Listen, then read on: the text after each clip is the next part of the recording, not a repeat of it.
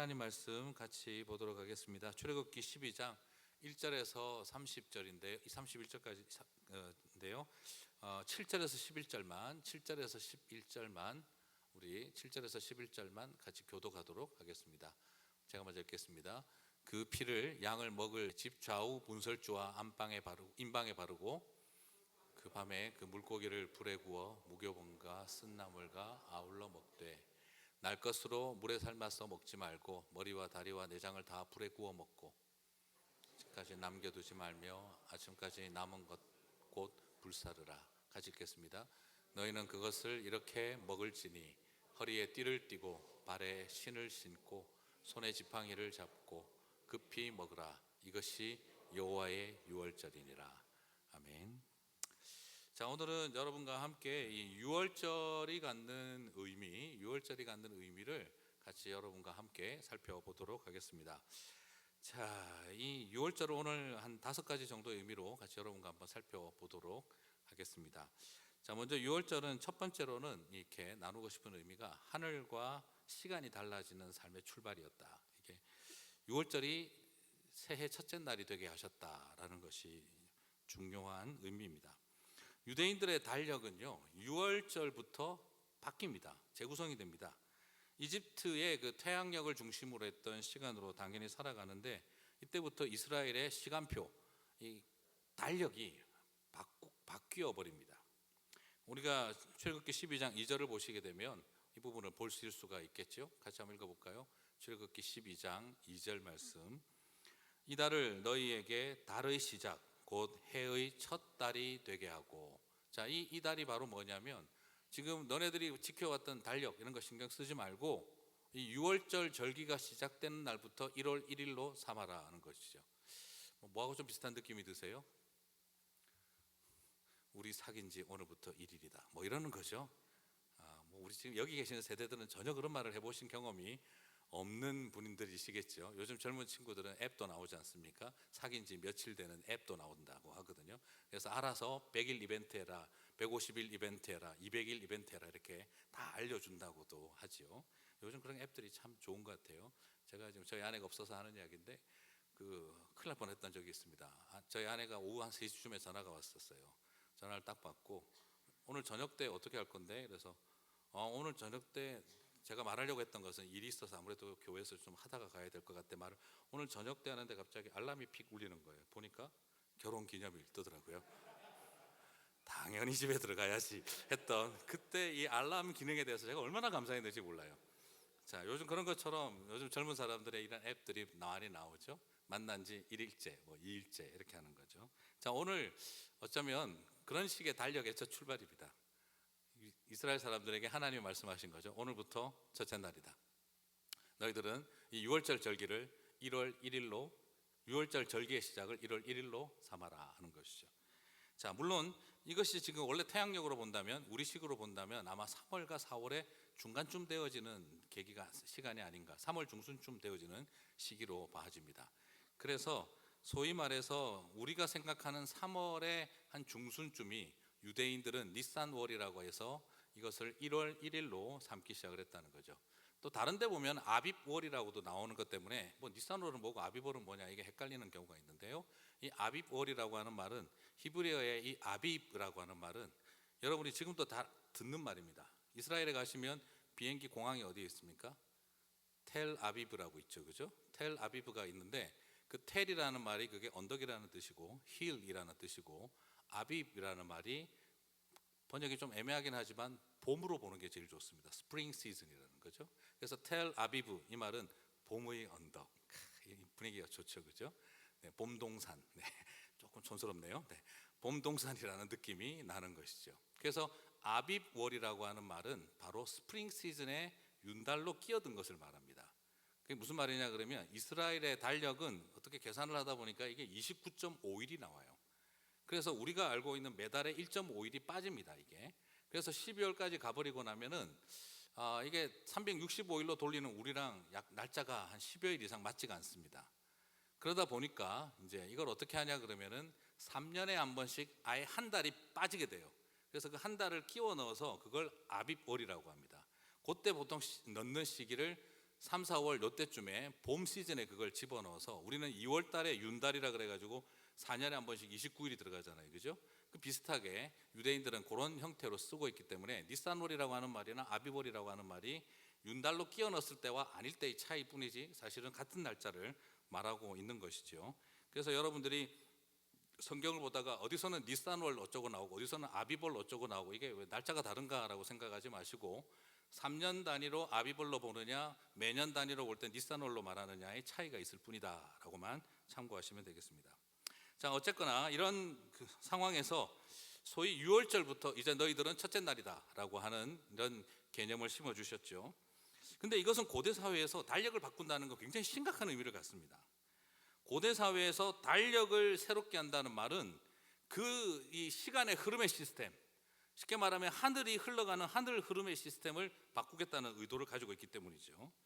여러분, 조선시대 때 세종대왕이 얼마나 위험한 짓을 했느냐 그러면 한글을 만들고 달력을 바꾸었다는 거예요. 우리가 생각할 때 한글을 만들고 달력을 바꾸는 게 뭐가 그렇게 위험한 짓인가 생각이 되어지실 텐데요. 여러분들이 아마 그 세종대왕과 관련되어 뿌리 깊은 나무 같은 걸 보시면 세종대왕이 막 육두문자 막 써가면서 화를 내시는 걸 자주 보실 거예요. 보셨을 겁니다. 거기에 또 무사, 무휴 뭐 이런 게 나오죠, 그죠? 그런데 여기서 굉장히 중요한 것은 왜 한글과 달력을 바꾸는 게 그렇게 중요하냐 그러면 고대 사회에서는 강대한 제국은 주변의 국가들이 자국 문자를 못 갖게 만들었습니다. 자, 왜 그러냐? 지네들 나라 말을 가지게 되면은 얘들이 하는 주고받는 통신문을 이해할 방법이 없어요. 그래서 통제가 불가능하다고 생각하기 때문에 주변에 그 새틀라이트가 되어진 위성 국가들을 절대 자국어를 갖거나 달력을 못 갖게 만들었습니다. 그래서 왜 그렇게 됐냐 그러면 중국이 엄청난 험한 일을 한번 겪어만 거죠. 무슨 말이냐 그러면 한국이 조선이 되기 전 고려시대 때 그때 중국의 원나라가 몽골에 의해서 지배를 받았지 않습니까? 기마병 10만 명밖에 안 되는 징기스칸의 군대에게 소위 육군으로 60만 명, 80만 명을 동원할 수 있는 중국군이 헤맸어요. 이 이유가 뭐냐 그러면 그중에 가장 중요한 요인, 여러 가지 요인이 있는데 징기스칸의 리더십 중에 하나가 바로 뭐냐면 몽골 자체 문자가 있었다는 겁니다. 그래서 몽골 문자를 가지고 이것을 전부 다 전달을 하니까 중간에 이게 전달하러 뛰어가는 애를 잡아도 이게 무슨 글자인지를 도무지 알아볼 수가 없는 거예요. 쉽게 말해서 몽골 사람들은 가장 쉬운 글자가 중국 사람들한테는 도무지 이해할 수 없는 암호가 되는 것이죠. 그런 상황이 생기다 보니까, 그리고 더 놀라운 것은 징기스칸이 내린 작전 작계가 최전선에 있는 일개 사병도 다음 작전이 어떻게 돌아가는지 다 알고 있다는 거죠. 문자를 통해 받으니까. 그래서 앞에 있는 장군이 쓰러져도, 장교가 넘어져도 어디에 가서 재편을 하고 전열을 가다듬는지 이런 것들에 대한 모든 작계를 다 알고 있는 거죠. 그래서 고대 사회는 장교들, 장수들의 목만 날리면 오합지졸이 되는 겁니다. 다음 작전이 어떻게 되는지를 몰라서. 그런데 징기스칸의 군대는 일개 병사부터 황제까지 전부가 다 작전을 다 알고 있는 거예요. 이게 문자의 힘이었어요. 그래서 주변 나라들이 자국어를 갖는 일을 중국 정부는 반역으로 간주를 했습니다. 그래서 세종대왕이 철저하게 비밀로 숨겨놓고 집현전 학사들을 목숨 걸고 한글을 만들게 했던 거죠. 오늘 출애굽기 강의를 듣는데 왜 이런 얘기를 할까 싶은 생각이 드시겠지만 달력하고도 마찬가지입니다. 그래서 세종대왕이 바꿔버린 게 뭐냐면 달력을 바꿔버렸어요. 중국이 쓰고 있던, 중국의 시차에 맞추어서 돌리고 있던 달력을 바꿔버린 겁니다. 자, 이런 두 가지가 중국에게는 굉장히 위험한 반역 행위로 받아들여졌어요. 그래서 이 세종대왕이 하나 더 개발한 게 소위 말하는 그 미사일이죠. 네. 우리가 잘 알고 있는 신기전 같은 대신기전, 중신기전, 소신기전 미사일을 만들어버린 거죠. 대량 살상 무기가 한국에 왜 필요했겠습니까? 만약에 중국 군대가 밀려오면 미사일을 쏴버리자 하던 그런 생각을 가지고 그만큼 이 묘한 특징들을 가지고 있었던 거죠. 자, 이런 걸 참고로 여러분이 보시도 알 수 있는 것처럼 이렇게 그 고대 사회에는 달력을 바꾼다는 것이 일종의 하늘을 바꾼다는 개념이 있어요. 그래서 우리가 생각하고 있는 시간의 흐름, 하늘의 흐름을 바꿔놓겠다는 의도가 있는 거죠. 그래서 시간을 바꾼다는 개념은 굉장히 그 시대에 완전한 이 해방과 독립과 자유를 개념하는 뜻이었습니다. 그래서 이스라엘에게는 새로운 달력을 만들고 시간을 바꾼 거죠. 하늘의 흐름을 다르게 가져가겠다고 결단을 내린 겁니다. 자, 이것이 오늘 우리에게 주는 의미는 뭐겠습니까? 우리는 다 누구나 당연히 흘러가는 시간인 크로노스의 시간, 시간이라는 개념이 헬라어에 두 가지가 있는데, 크로노스 그냥 흘러가는 시간, 카이로스는 하나님의 구원과 관련되어서 구별된 시간을 말합니다. 우리는 지금 당연히 크로노스의 시간을 살고 있습니다. 그런데 오늘 이집트로부터 유월절이 시작되어지는 이스라엘에게는 카이로스의 시간이 시작된 것과 같다는 것이죠. 그래서 저와 여러분에게 있어서도 우리 인생의 달력은 여호와의 유월절부터 다시 시작되어야 한다. 다르게 말하면 예수 그리스도의 십자가와 부활로부터 다시 시작되어야 한다. 우리는 구원의 시간표를 회복해야 한다는 것입니다. 흘러가는 시간 속에 나의 시간을 그냥 따라가는 시간이 아니라 나는 그곳에서 구별되어진 카이로스의 시간을 회복하고 살아야 한다는 것이죠. 자, 실제로 왜 그렇게 가능한 겁니까? 바로 이 유월절과 나중에도 설명을 계속하겠습니다만 연관된 것이 예수님의 십자가와 부활입니다. 예수님과 더불어 십자가에서 우리가 죽고 그와 더불어 다시 살았습니다. 그러므로 예수를 믿는다는 것은 우리에게 새로운 시간이 시작되었다는 것이죠. 옛사람인 나는 죽고 새 사람이 시작되어졌다. 내 인생은 이제는 이터널 라이프라고 하는 영원한 생명의 새 생명이 시작되었다는 것이죠. 그래서 우리에게는 다른 시간표와 다른 칼렌더를 갖게 됐다는 겁니다. 그래서 우리가 십자가에서 죽으시고 부활하신 예수를 믿는다는 것은 우리들에게 새로운 시간, 영원한 생명이라고 하는 이터널 라이프라고 하는 생명이 우리에게 뉴 라이프로, 새 생명으로 다시 시작되어진 날이다라는 의미를 갖습니다. 그렇기 때문에 성도는 새 생명이라고 하는 다른 시간을 살아야 한다는 것이죠. 우리는 죽은 다음에 영생을 누리는 것이 아니라 지금부터 영원한 생명을 시작하게 되었다라는 것이죠. 그래서 이제는 우리는 하늘을 다르게 보고 시간의 흐름을 다르게 이해하는 삶을 살아야 한다는 것이죠. 그래서 오늘 유월절을 살펴보면서 저와 여러분에게 있어서 나는 유월절이 나에게 있어서 새로운 시간에 대한, 내가 지금까지 당연하게 흘러오던 시간, 이 나이 되면 뭐하고 저 나이 되면 뭐하고 이렇게 하면서 저렇게 하면서 그냥 가겠지 하는 그런 시간의 흐름이 아닌 내 안에 새로운 생명이라고 하는 뉴 라이프가 나를 어떻게 자라게 하고 성장하게 하고 살게 만드는지를 다시 바라볼 수 있는 눈이 열려야 한다는 것이죠. 그래서 질문할 수가 있습니다. 여러분의 칼렌더는 바뀌셨습니까? 라는 것이죠. 두 번째는 구원은 공동체적이다라는 것입니다. 유월절을 통해서 발견하는 두 번째 의미는 공동체적이다. 유월절에 양을 먹습니다. 유월절에 양을 먹는데요. 근데 양과 염소를 먹는데 어떤 기준으로 양을 정하는 것을 보시면은 여러분 3절을 보시면 같이 읽겠습니다. 너희는 이스라엘 온 회중에게 말하여 이르라. 이달 열흘에 너희 각자가 어린 양을 잡을지니 각 가족대로 그 식구를 위하여 어린 양을 취하되. 자, 여기서 중요한 포인트가 지금 어디에 있습니까? 식구대로. 그러니까 한 마리에 한 식구가 먹는다는 거죠. 그 당시 시대로 볼 때는 한 1인당 10명씩, 그러니까 한 마리당 10명씩, 1인당이 아니고 큰일 날 뻔했네. 한 마리당 10명씩, 이게 1인당 10명씩은 식인이 되죠. 네. 한 마리당 10명씩 보통 기준으로 잡아서 이걸 나눠 먹게 시켰습니다. 자, 이게 뭐냐면 퍼슨 바이 퍼슨으로 한 마리 한 마리씩 가게 하는 게 아니라 이게 한 가족이, 한 식구들이 같이 유월절 만찬을 참여하겠다는 거죠. 자, 이게 무슨 뜻이냐 그러면 구원은 개인주의적인 게 아니라 공동체적이다라는 거예요. 하나님 안에서 우리는 가정을 회복하고 우리 가정만이 아니라 우리 가정 숫자가 10명이 안 되면 다른 가정이랑 합쳐서 같이 우리가 함께 더불어 우리는 구원을 이루어 간다라는 것이죠. 구원은 그래서 개인주의적인 것이 아니라 매우 공동체적인 것이다라는 걸 보여주고 있어요. 그래서 교회는 식구를 매우 중요하게 생각해야 합니다. 그래서 우리는 함께 더불어 구원받는 공동체가 되는 것을 지향해야 합니다. 자, 우리 너무 오랫동안 개신교 신앙이 서구 중심으로 가다 보니까 너무 개인주의화됐어요. 우리 막 예전에 하는 말 있잖아요. 마누라 치맛자락 붙잡고 천국 갈 줄 압니까? 엄마 버선발 붙잡고 천국 가는 줄 알아요? 당신이 믿어야 돼. 맞아요. 구원은 개인적으로 자기가 고백해야죠. 그런데 사실 솔직하게 말하면 마누라 치맛자락 붙잡고 천국 가실 수 있습니다. 네. 어머니 버선발 붙잡고 천국 갑니다. 목숨 걸고 기도하는 어머니와 아내가 있는데 하나님이 그 기도를 외면하지 않으실 거라는 거죠. 그리고 하나님의 은혜와 구원은요 공동체적입니다. 굉장히 공동체적입니다. 그래서 우리가 너무 잊어버리고 있는 것이 너무 저기 서구화된 기독교 신앙 때문에 개인주의화 되어 버린 거예요. 그러나 훨씬 더 중요한 것은 이 household of God, 하나님의 이 가정이라고 하는 이 개념을 잘 회복해야 합니다. 그리스도의 십자가도 개인적으로만 자꾸 생각을 하고요, 세례도 너무너무 개인적으로만 이해하고 있고요, 세례는 내가 혼자서 받는 거고 공동체랑 별로 상관없는 것처럼 생각을 해요. 성찬도 그냥 개인주의적이고 내가 그냥 하나님과의 관계에서 내가 그냥 성령님 임하여 주셔서 내가 그냥 은혜로 충만하고 전부 다 자기에게 포커스가 맞춰져 있어요. 그건 구원을 잘못 이해하고 있는 겁니다. 너무 오랫동안 개인주의적 신앙생활에 갇혀버렸습니다. 그건 넘어서야 된다고 생각해요. 그래서 저는 유아 세례를 굉장히 중요하게 생각합니다. 개인주의적으로 생각하면 어떻게 되죠?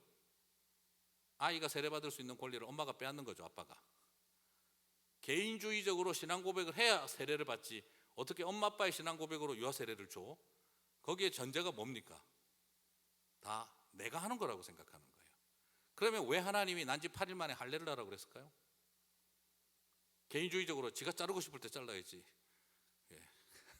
나이 들어서 잘라야지. 그걸 왜 어릴 때 아무런 판단력도 없는 애를 8일째 할례를 시키라는 거죠? 말이 안 된다고 보는 거죠. 그건 공동체적 개념을, 세례와 구원의 공동체적 개념을 배제시켜 버렸기 때문입니다. 이건 지나치게 서구화된 개념이에요. 저는 유아 세례를 할 때 왜 중요하다고 보느냐, 이건 교회의 한 형제와 자매를 우리가 받아들이는 시간입니다. 이 아이는 우리의 언약 공동체의 일원으로 고백하는 시간이에요. 이 한 사람의 아이, 이 한 아이의 생명이라는 것을 뛰어넘어 이 아이는 우리의 아이고 우리 공동체의 생명이 이 안에 담겨 있다고 생각하는 거예요. 그래서 처음 하나님께서 유아 세례와 할례를 하게 했던 가장 중요한 이유는 이 아이 하나로 보지 마라 이 말이에요. 우리 공동체의 아이로 보고 우리 공동체의 자녀로 보고 하나님 나라의 언약 공동체의 백성으로 우리가 지금 환영하고 받아들이는 것은 태어날 때부터라는 거죠. 이것이 굉장히 중요한 컨셉입니다. 공동체적 개념이에요. 그래서 더 중요한 것은, 그러다 보니까 세례도 성찬도 마찬가지입니다. 성찬도 그냥 개인주의적으로 가는 게 아니에요. 여러 번 말씀드렸습니다. 바울이 고린도서에서 너희의 몸을 분별하여 성찬에 참여하라고 그랬잖아요. 몸을 분별하라. 그게 뭘 뜻하죠? 우리는 그걸 개인 윤리로 자꾸 이해합니다. 내가 착하게 살아야 오늘 성찬에 참여할 자격이 주어진다. 그래서 갑자기 성찬식 오늘 주일날 왔는데 갑자기 탁 돌면 아이고야, 일주일 동안 깜빡 잊고 있었는데 내가 준비가 안 돼서 성찬에 참여 못하겠다. 되게 경건해 보이지만 말도 안 되는 소리입니다. 여러분 개인적으로 깨끗할 자신이 있으신가요? 새벽기도 한 사흘 나오고 그냥 저기 성찬식 때문에 내가 좀 고민하고 금식했으면 준비된 거라고 자신 있게 말할 수 있습니까? 우리가 내 능력과 내 도덕성을 의지해서 성찬에 참여합니까? 보혈에 의지해서 성찬에 참여하는 겁니까? 오히려 우리는 그런 걸 따지는 게 아니에요. 여기서 몸을 분별하라는 말의 의미는, 고린도 교회에 그 몸을 분별하라는 말 바로 앞에 뭐가 나옵니까? 너희가 가난한 자들을 성찬에서 소외시키고 부유한 너희들끼리 먹고 그들을 소외시켰느니라. 너희의 몸을 분별하고 성찬에 참여해라. 이 몸이라는 건 뭘 말하는 겁니까? 바로 교회를 말하는 겁니다. 너희 교회 안에 돈이 많다 적다, 피부 색깔이 하얗다 까맣다, 남자다 여자다 이런 걸 따져가면서 디스크리미네이션을 만들어내고 형제와 자매 간의 불편한 관계를 유지시키면서 성찬에 참여하는 것, 그게 공동체를 파괴하는 거라는 거죠. 네가 얼마나 개인적으로 훌륭하냐 아니냐를 따지고 보고 있는 것이 아니라 얼마나 우리가 공동체를 형성하고 있느냐를 더 중요하게 보고 있다는 거죠. 그래서 성찬식은 교회론적으로 이해하지 개인의 윤리와 도덕성을 기초로 성찬식을 이해해서는 안 된다는 거죠. 자, 그래서 그것도 부분적으로 다 중요하지만 그러나 본질적인 요소는 공동체라는 겁니다. 그래서 저는 솔직히 말씀을 드려서 오늘 여러분들 보시지만 오늘 이 그 첫 우리 6월절 만찬 성찬식의 기초가 되어지는 6월절 만찬에 너 할례 받았니 안 받았니, 너 구원의 확신이 있니 없니, 그런 거 그렇게 안 따집니다. 그냥 우리가 보혈을 의지하여 온 가족들이 함께 모여 있습니다. 그리고 다 함께 참여합니다. 그래서 오늘 우리가 하고 있는 성찬식 중에서 성만찬 중에 가장 아쉬운 게 뭐냐면 패밀리가 빠져 있다는 거예요. 그냥 개인적으로 먹는 거예요. 먹고 마시고 있는 거죠. 그래서 저는 훨씬 더 교회 성찬식에 있어서 본질적인 유월절의 의미는 패밀리 커뮤니언이었다라는 걸 배제시켜서는 안 된다고 생각해요.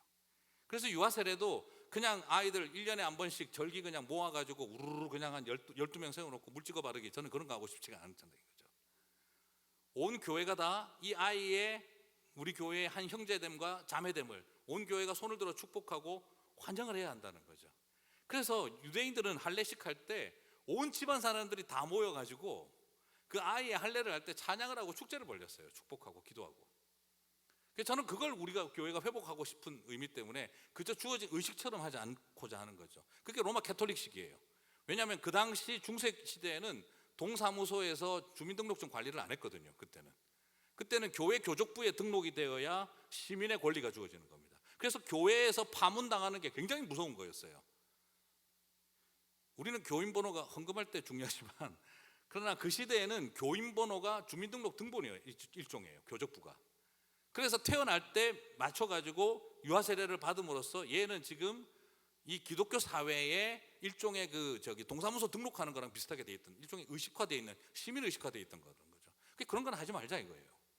오히려 유아세례의 본질인 우리 공동체의 한 형제와 자매로 받아들이는 일이 필요하다는 거죠. 성찬도 마찬가지입니다. 그래서 굉장히 중요한 부분, 그래서 저도 여러 고민이 있습니다만 우리 교회가 지켜야 할 그래도 교단법이 있으니까, 그래도 뭐 그냥 다른 어떤 걸 떠나서 가족들이 다 함께 성찬합시다, 이런 거를 제가 하지 않고 있지만, 그러나 사실 이 6월절의 성경적 원리의 기초에서 본다면 크게 문제될 건 없다라는 솔직한 제 생각은 좀 있습니다. 그래서 제가 교단법을 어기겠다는 뜻이 아니라 지키고는 있다 하는 것을 참고로 해주시면 됩니다. 자, 그러나 물어본다면 저는 솔직히 제 생각에는 이게 왜 잘못되었는지는 잘 모르겠다는 입장은 제가 분명히 가지고 있습니다. 그래서 유아세례는 허락하는데 유아세례 받은 아이가 성찬을 참여 못한다. 그럼 유아세례도 못하게 하든지, 그죠? 성찬을 둘 다 그럼 못하게 하든지, 둘 다 하게 하든지 해야지, 유아세례는 하게 하되 유아세례 받았지만 성찬은 못하게 한다. 그건 논리적으로 연결이 도무지 되지 않는 특징이 있다는 거죠. 이런 것들은 이제 앞으로 뭐 계속 논의를 해 나가봐야 되겠지만, 신학자들이 이제 어느 선까지 이해하고 또 그것을 풀어갈지는 또 다른 문제가 있어서 쉽지는 않을 것 같습니다. 자, 참고는 중요한 것은 바로 뭐냐? 우리에겐 이런 공동체 의식이 매우 중요하다 하는 것이죠. 그래서 6월절을 오늘 보시면서 나의 신앙, 나의 구원은 과연 공동체 안에서 함께 자라가고 있는 일인가, 아니면 완전히 따로따로 나의 개인만 와서 교회 와서 강대상 쳐다보고 나가면 그만이다 하는 것으로 존재하고 있는가, 심각하게 돌아보셔야 한다는 거죠.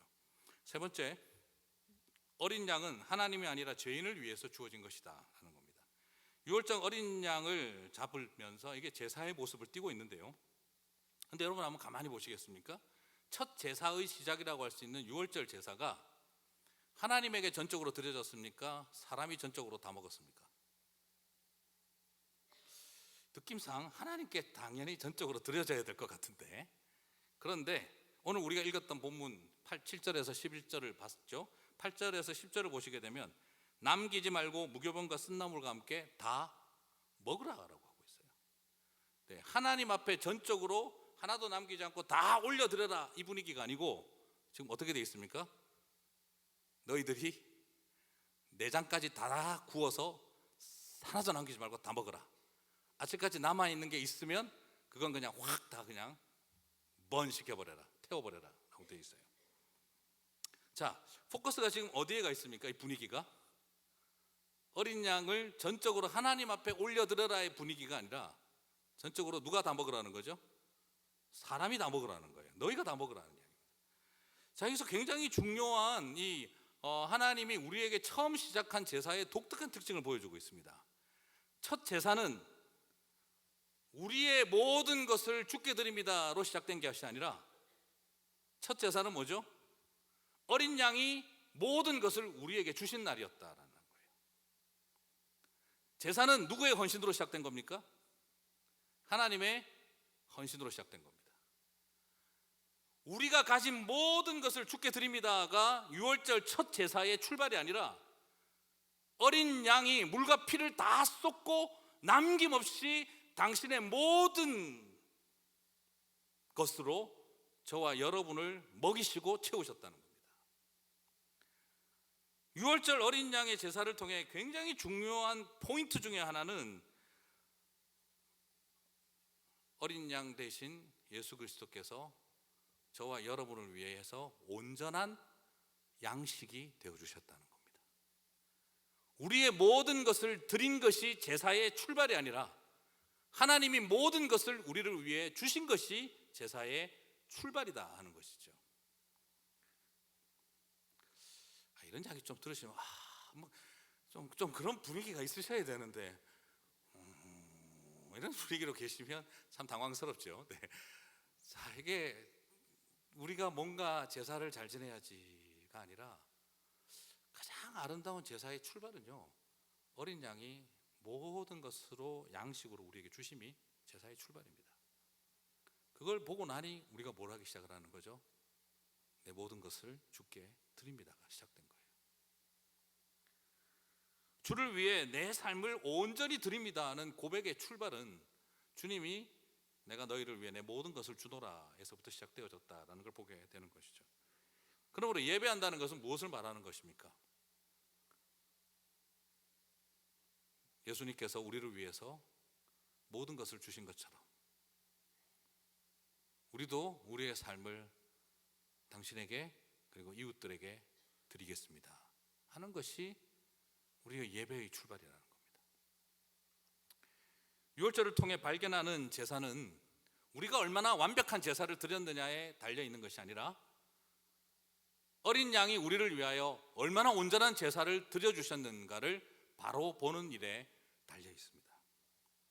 그럼 네 번째, 유월절이 갖는 의미는 출애굽의 시작이면서 동시에 출애굽의 끝입니다.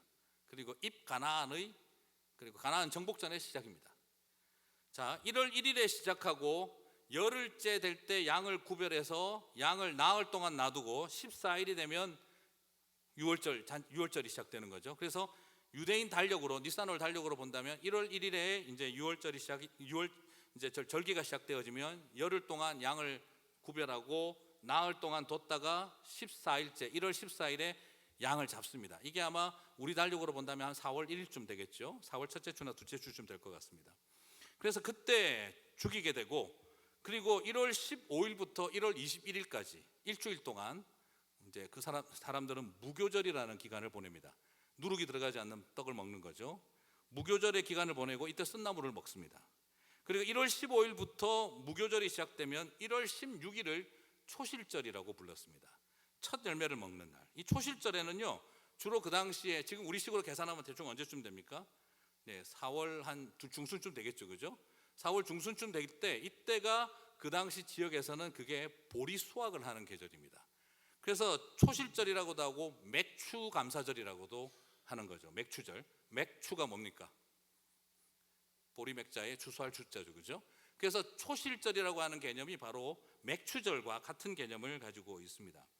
그래서 6월절 이후에 초실절을 통해서 풍성한 곡식을 얻는 거죠. 자, 이게 재미난 것이 6월절이라고 하는 것은 분명히 이 농경문화가 아니라 뭐하고 연관이 있습니까? 유목문화와 관련이 있죠, 그죠? 그런데 또 동시에 초실절은 유목민들의 문화가 아니라 또 뭐하고 연관이 있습니까? 농경문화와 연관성이 있죠, 그죠? 이 두 가지가 잘 결합이 되어 있어요. 그래서 여기서 보시게 되면 6월절 절기를 지내서 무교병을 지나서 맛없는 누룩 없는 빵을 일주일 딱 먹기 시작을 할 때 뭐가 출발이 시작된다는 거죠? 초실절이 시작된다는 겁니다. 초실절, 그러니까 보리 수확을 해가지고 첫 열매를, 한 해의 첫 열매를 먹는 굉장히 기쁜 시간이 되겠죠. 자, 그게 왜 의미가 있느냐? 여러분, 이스라엘이 나중에 그 출애굽을 할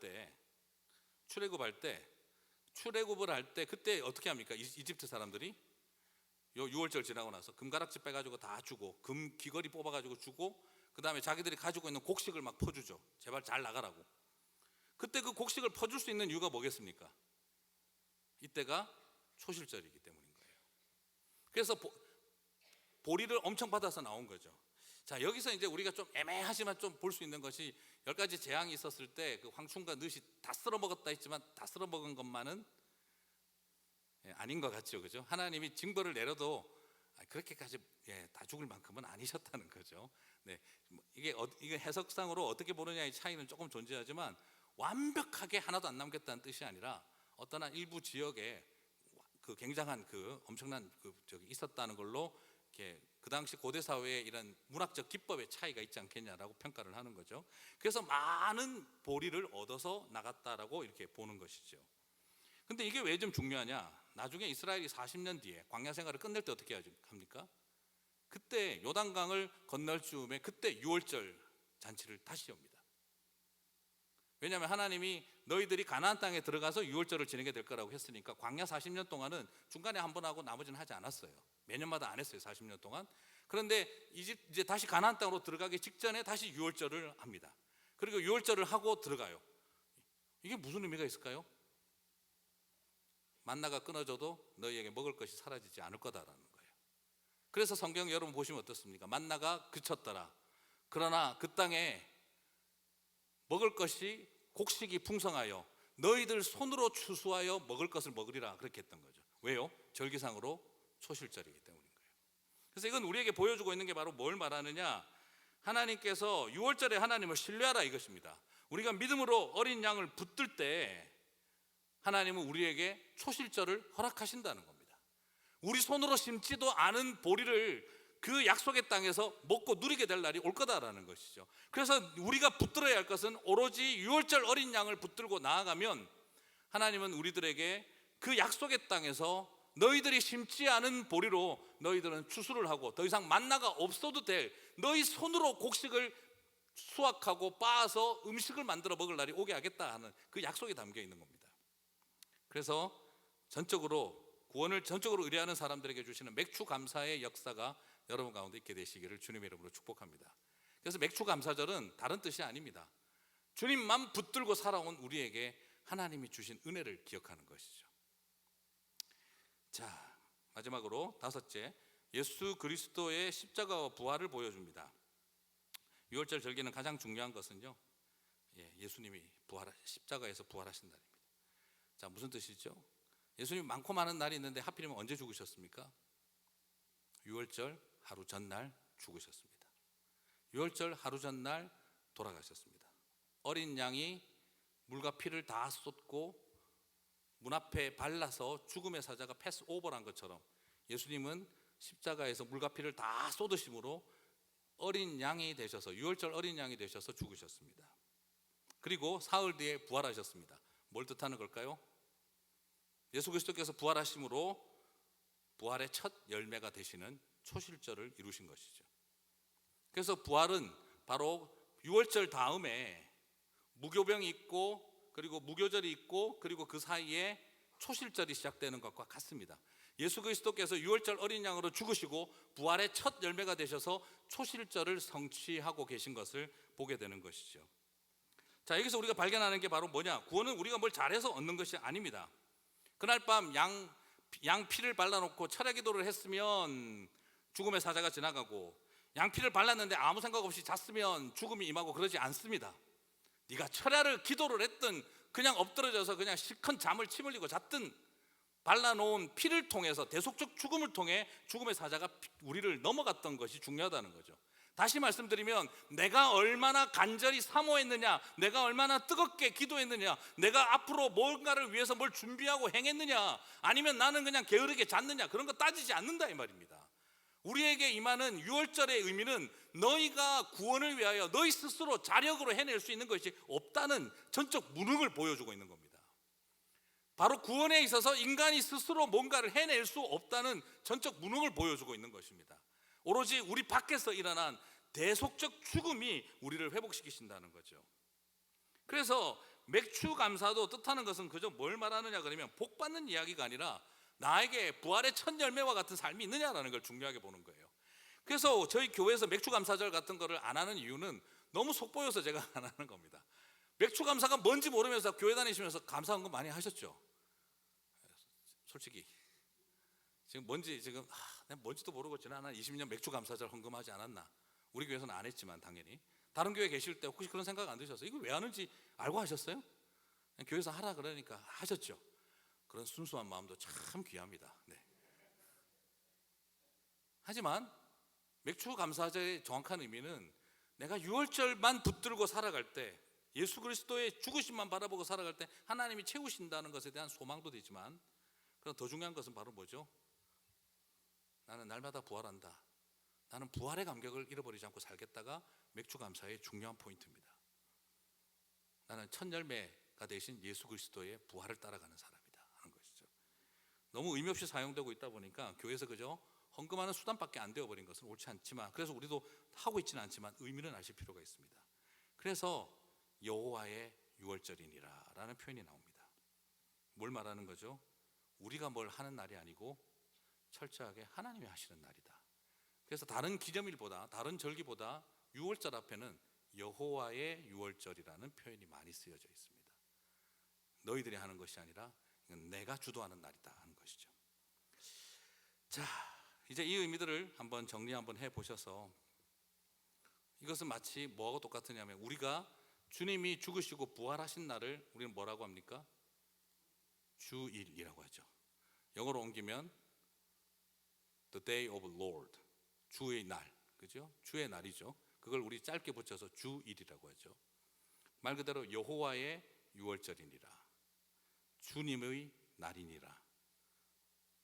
우리가 우리의 구원을 위해서 스스로 할 수 있는 것이 하나도 없는 날, 우리는 전적으로 무능하지만 하나님의 선하심과 사랑이 그저 우리를 죄와 사망으로부터 살리신 날, 여호와의 유월절, 그것이 저와 여러분에게 주어진 날인 줄 믿습니다. 그것을 바라보시면서 맥주 감사, 초실절, 첫 열매가 되신 예수 그리스도의 부활을 바라보며 나도 부활의 다음 열매가 된 것을 감사하게 되시기를 바랍니다. 그래서 유월절을 보시면서 이 의미들을, 이 5가지 의미들을 잘 회복하여 승리하는 삶이 되시기를 주님의 이름으로 축복합니다.